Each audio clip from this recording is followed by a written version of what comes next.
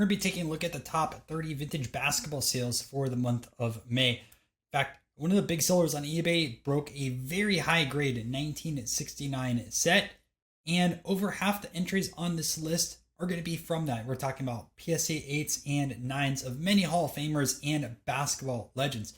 But not only that, there are also multiple PSA 9s and 10s of other years, players like Julius Erving, Magic Johnson, and Larry Bird. Let's jump into the list. Starting off the list, we have a 1961 Wilt Chamberlain in a 5. This one sold for $4,500. Taking a look at this right now. I don't know if this is on the slab or the card itself. It looks like there's possibly some staining right over there. I don't know what's going on there. I don't think that's on the slab though. Maybe like some type of print effect. I'm gonna go in the back. The back actually doesn't look too bad. But maybe some residue right there. It could have been at least this card, possibly on the back. There's some gum. Can't 100% tell. But yeah, a Wilt rookie starting at the bottom of the list tells you that there's a lot of high sales this week, and there's a set break, so stay tuned for that. So this starts the set break. 46-17, 1969 Topps Hal Greer in a 9, 4 sharp corners.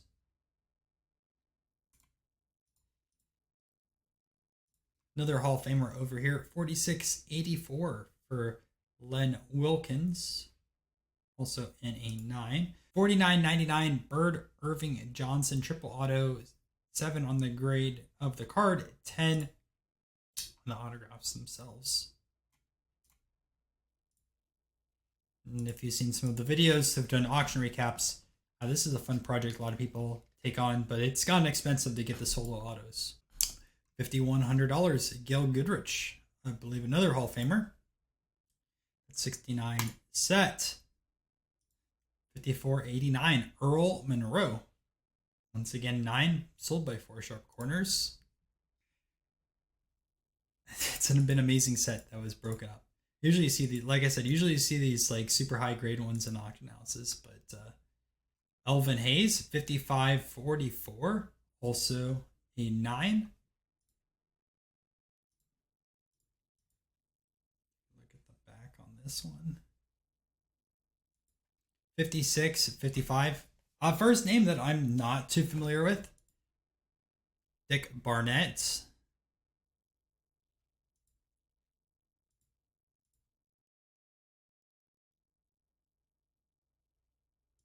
Wonder if he's a Hall of Famer or not. Let's see. Hall of Fame.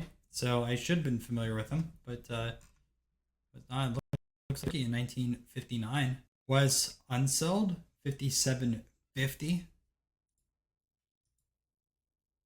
Probably his rookie card right here. Well, it says it right in the title. Seen that name before? Let's see. Hall of Fame. Yeah, a lot of records. 58.50. Nate Thurmond, rookie card. I assume that there's a few 10s and a few 9s, but these don't go to auction that often. But $5,900, 1957, and Bill Russell, a little bit of a break for us. But let's see, shifted to the top right. All these are pretty off-centered. I'm not gonna lie though, this is either it's a dark photo, or I'm leaning towards like this was a dark photo when it was scanned in, because like you can see how dark the slab is. Probably should have redone that one. At first I thought it was just like the card, but you can see how dull the slab looks. $6,100, Gus Johnson. It says rookie card right here. One I'm not too familiar with. Let's see. Gus Johnson, basketball.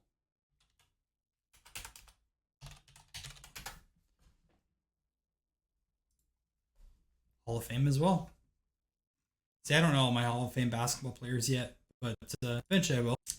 $62.50 for this Oscar Robertson. Once again, A9 grade. 6350 for this checklist. Nothing checked on it, which would, I believe, default to a 1.5. Well, not PSA, but SGC was 1.5. PSA would give it an MK, depending on how many are checked, right? But there's always a premium on these old checklists because they're tough to find. This was only an 8 compared to the others, which were a 9, and this outsold a bunch of Hall of Famers. $6,700 for the Jerry West. Wonder if it'd be worth it to get this one still signed.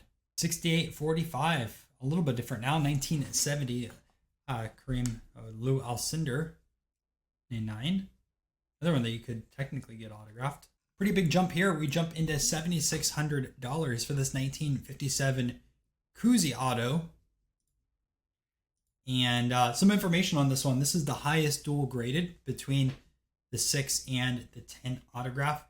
I want to say there was a pop 3 or a pop 4 on this specific card, but this was a huge sale. I found out from some basketball collectors that let me know. $76.50. I'm not even going to try pronounce that last name. Again, another player I'm not familiar with, which let's assume he's another Hall of Famer, but I'm just going to double check. Hall of Fame right here.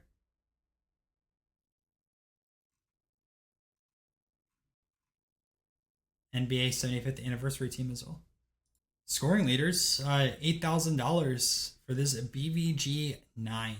Bird, Julius, and Magic Johnson. Showed you the auto version earlier. This is the non-auto version. Always a card we'll see on this list month over month. $9,600 for this 1975 Julius Erving in that solid PSA 10. Old cert though, so you do have to double check if this truly deserves a 9 or not. Although this looks very sharp so far. Take a look at the back. Yeah, I think this is a great looking card. Awesome looking. Although it is a little blurry on the picture. Still looks good to me. $96.50. Billy Cunningham. Starting to see a little bit of a jump on these 1969s. Which I wonder if just the pop's lower. Because I think some other players are a little bit more desirable. But this isn't something I look at every day.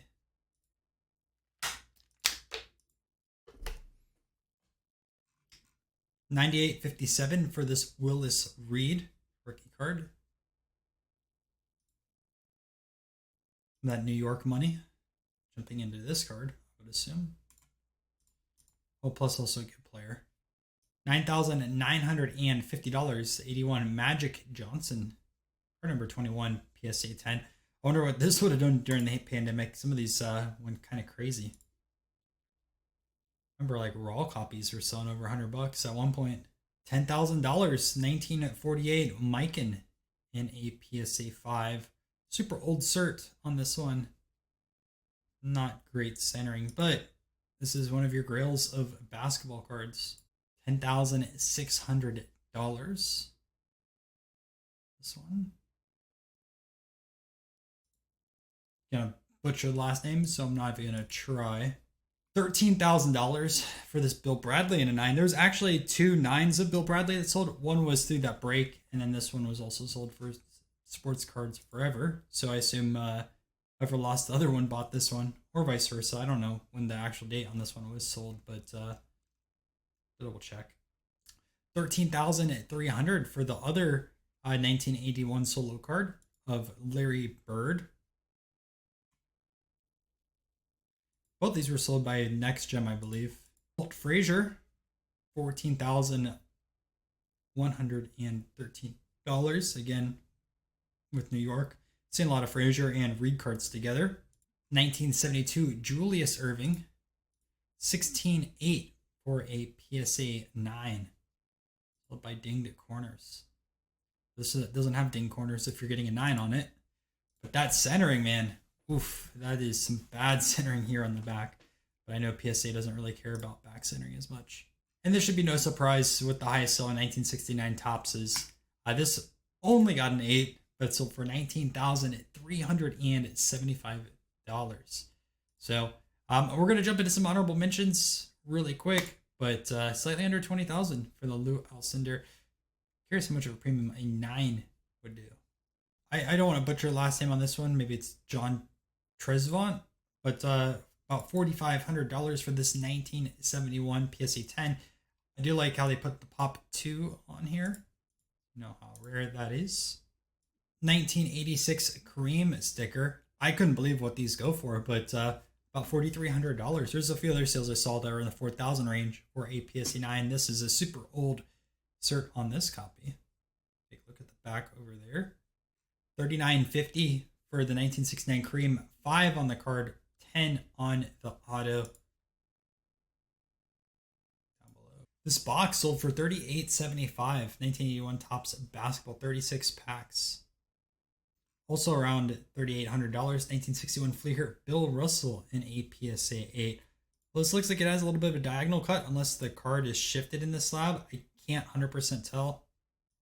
But I'm leaning towards diagonal cut because you can even see a little bit whitening over there versus a lot. And lastly, $42.50 for the other 1981 Topps Larry Bird card, the one in action. A lot of premium for the other Bird card, but this still sold for a great amount.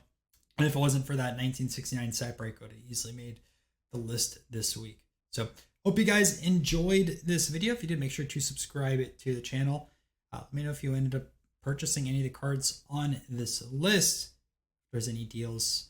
And if I did miss anything, let me know too, so I can always improve my queries for these videos. And I will catch you in the next one.